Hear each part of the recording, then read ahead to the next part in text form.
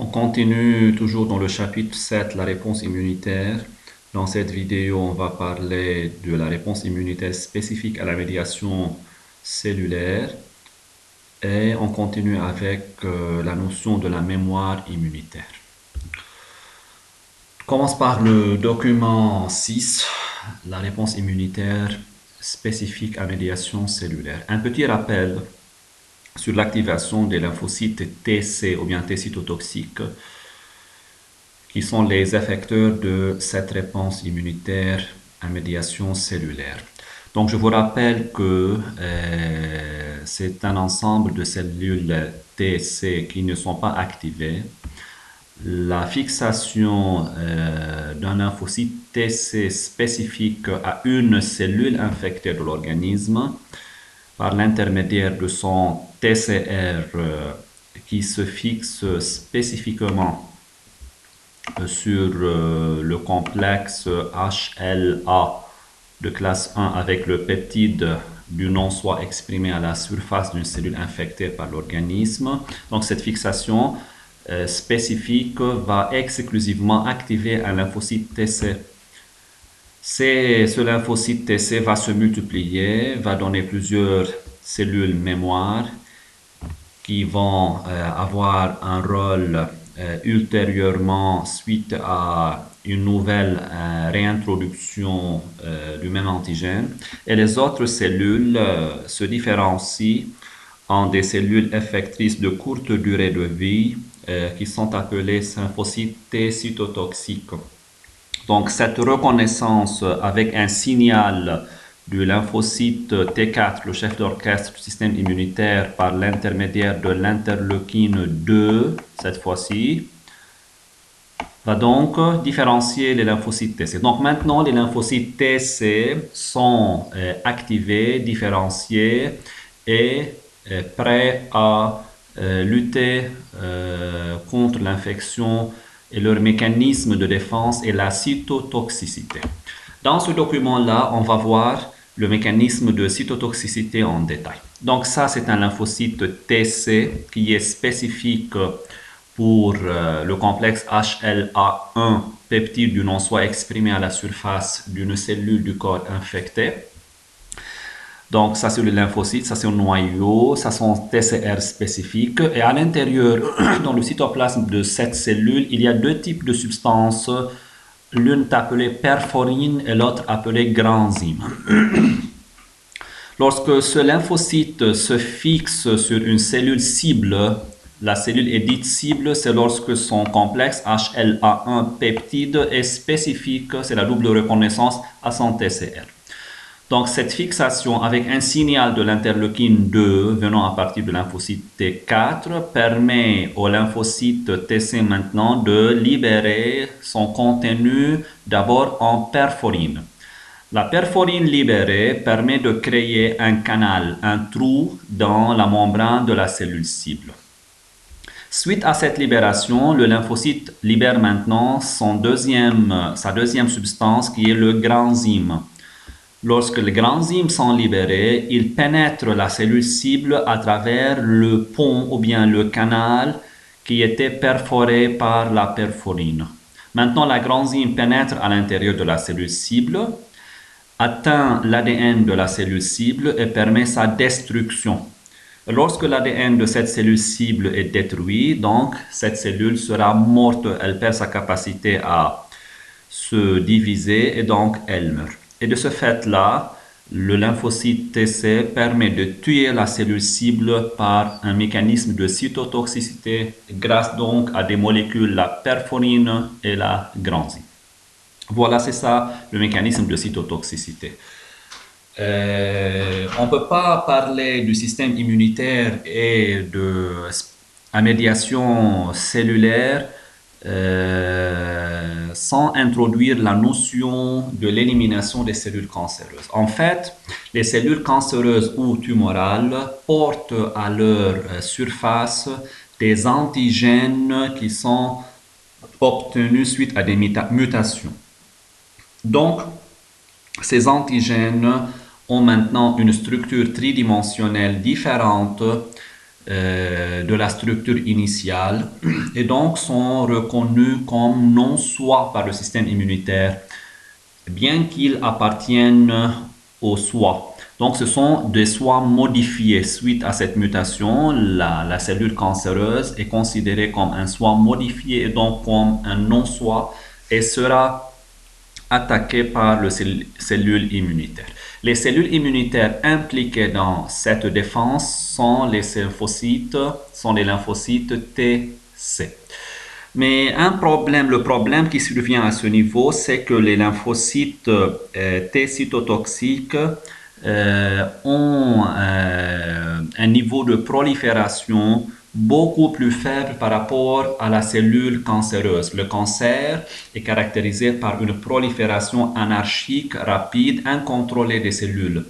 Donc, le système immunitaire se trouve inefficace devant cette multiplication énorme de cellules cancéreuses et il sera incapable de les tuer. Une approche de l'immunothérapie ou bien de la thérapie contre la tumeur, l'immunologie antitumorale, permet de prélever un échantillon, une biopsie d'une tumeur se développant dans l'organisme. Dans cet échantillon de biopsie, on peut trouver des cellules cancéreuses et quelques lymphocytes T qui se sont infiltrés dans la tumeur et qui se sont donc spécifiques aux cellules tumorales. Donc, cette culture, on va y ajouter de l'interleukine 2 qui est sécrétée normalement par un lymphocyte T4, mais puisque la coopération cellulaire dans le cas du cancer est faible, donc on peut ajouter des suppléments d'interleukine 2 in vitro pour activer les lymphocytes TC spécifiques. Dans ce cas-là, les lymphocytes TC spécifiques de la tumeur se prolifèrent, s'activent, se différencient et commencent à tuer les cellules cancéreuses. Si on continue cette prolifération in vitro après un mois, donc la culture maintenant ne contient plus des cellules tumorales, mais contient un grand nombre de cellules lymphocytes TC cytotoxiques spécifiques de cette tumeur. Donc ces cellules-là seront injectées dans l'organisme et qui vont maintenant lutter contre la tumeur parce que elles sont maintenant avec un nombre très grand. Donc, je résume, l'immunité antitumorale permet aux cellules de lymphocytes TC de lutter efficacement contre les cellules cancéreuses suite à une culture in vitro qui permet leur activation et prolifération avec l'aide de l'interleukine 2. Maintenant, on passe dans cette vidéo au document suivant, la mémoire immunitaire. La mémoire immunitaire, on va tout d'abord différencier entre ce qu'on appelle réponse immunitaire primaire et secondaire. Au cours de la réponse immunitaire primaire, c'est-à-dire c'est le premier contact du système immunitaire avec l'antigène, et secondaire, c'est le deuxième contact avec le même antigène.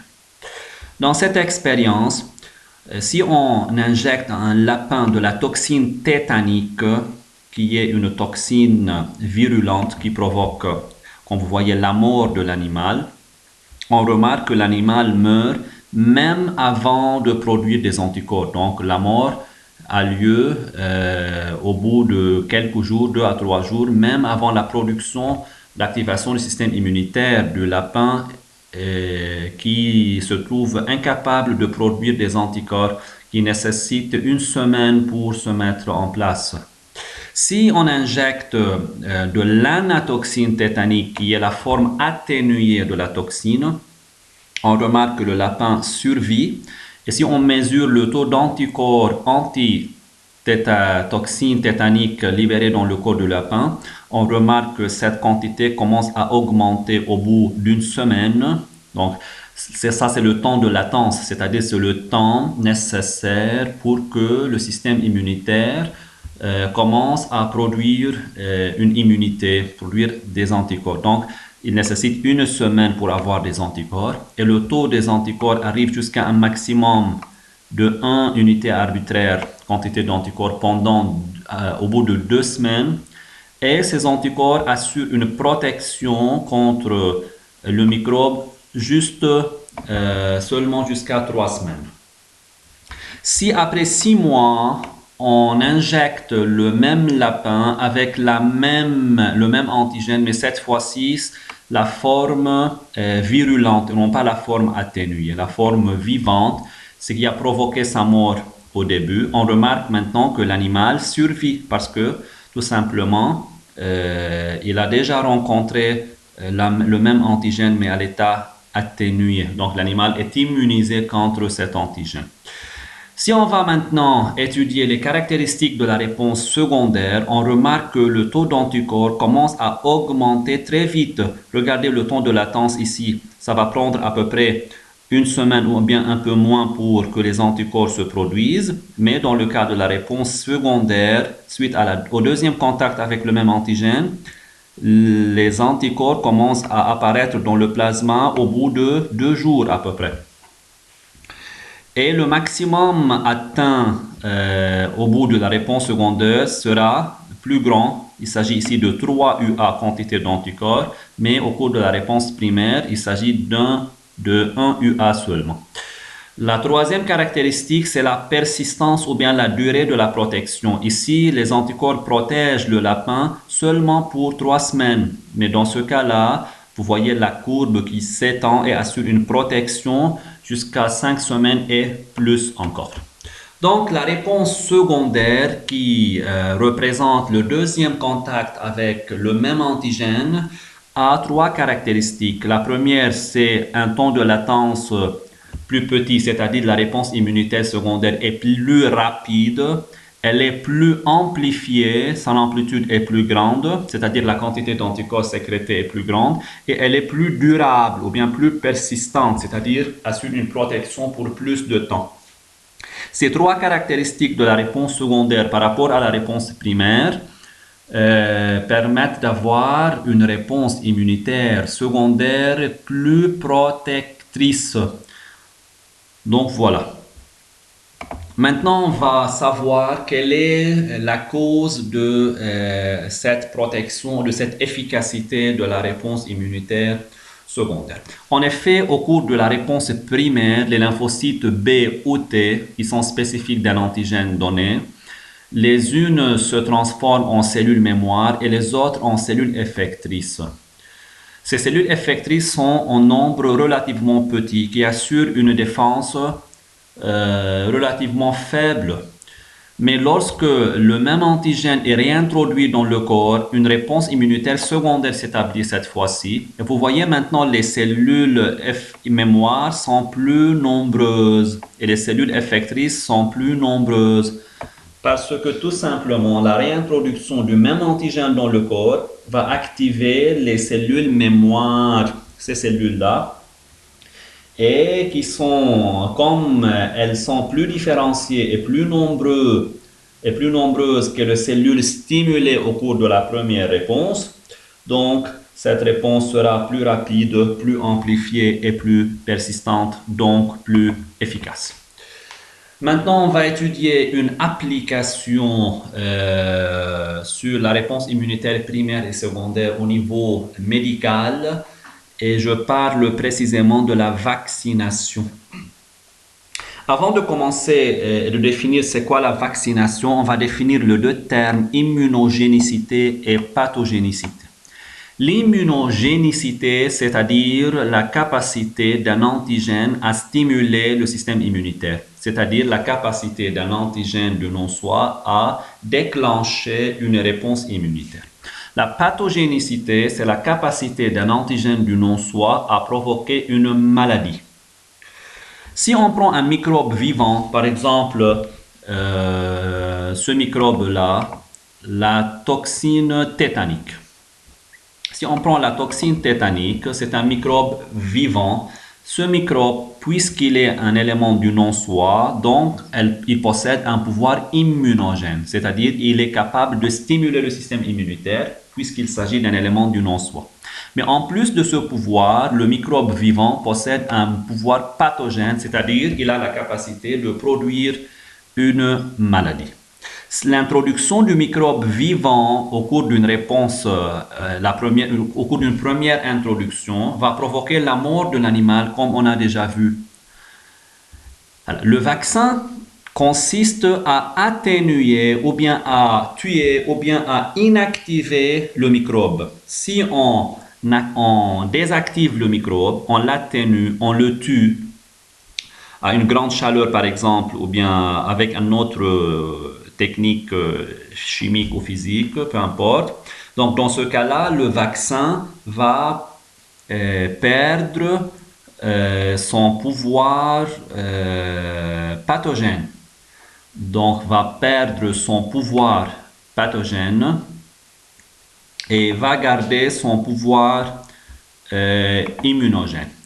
Donc ici, le microbe, le vaccin, il conserve son pouvoir immunogène, c'est-à-dire sa capacité de stimuler le système immunitaire est toujours présente, mais le pouvoir pathogène va être perdu. Voilà donc, si on revient à l'exemple, ici, l'anatoxine tétanique, c'est la forme atténuée. Donc, il s'agit ici d'un vaccin, si vous voulez. C'est une toxine inactivée. Donc, il n'a pas provoqué la mort de l'animal. L'animal survit dans ce cas-là. Donc, le pouvoir immunogène est conservé. La capacité de stimuler le système immunitaire est toujours présente, car, comme vous voyez, les anticorps sont fabriqués.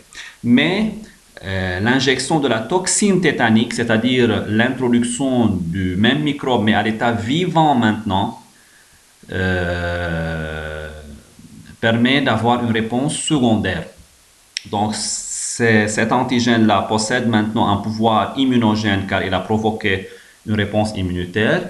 Et toujours, il a le pouvoir pathogène, mais il n'a pas perdu maintenant sa capacité. Mais il a pas perdu sa capacité à mourir, à faire mourir l'animal, puisque cet animal a été déjà immunisé. Donc, dans le premier cas, la toxine tétanique, la forme virulente, a provoqué la mort.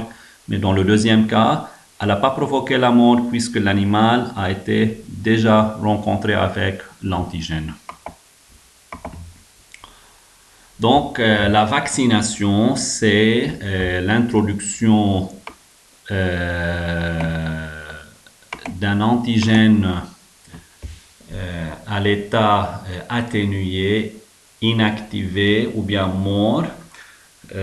Dans ce cas-là, le vaccin stimule le système immunitaire par une réponse primaire, mais il ne provoque pas une maladie.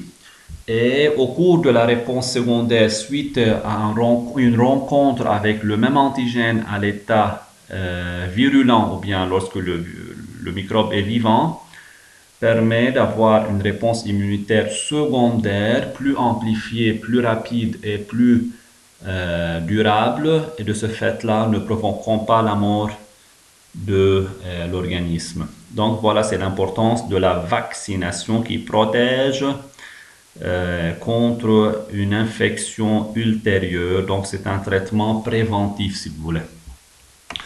Je termine avec cette page montrant l'importance de la mémoire immunitaire et de la vaccination. Un exemple de la poliomyélite. La poliomyélite, c'est la paralysie des enfants. C'est une maladie microbienne qui était très grave et provoquait un taux très grand de mortalité à l'époque.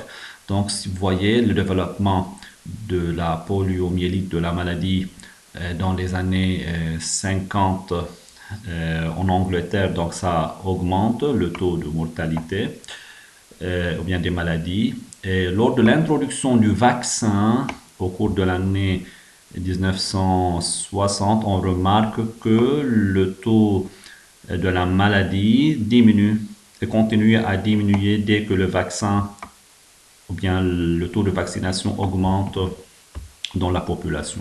De même, un autre exemple avec une autre maladie microbienne, la coqueluche. Donc, on remarque lorsque, avant l'introduction du vaccin au marché, le taux de la maladie est élevé, estimé à 100 pour 100 000 habitants. Mais avec l'introduction du vaccin en 1960, lorsque les gens sont vaccinés, on remarque que la fréquence des maladies de la coqueluche diminue inversement proportionnelle. Et lorsqu'on arrête la vaccination, on remarque que le taux de la maladie augmente. Donc, ces deux courbes prouvent l'importance de la vaccination comme un moyen de protection de la population contre les maladies microbiennes.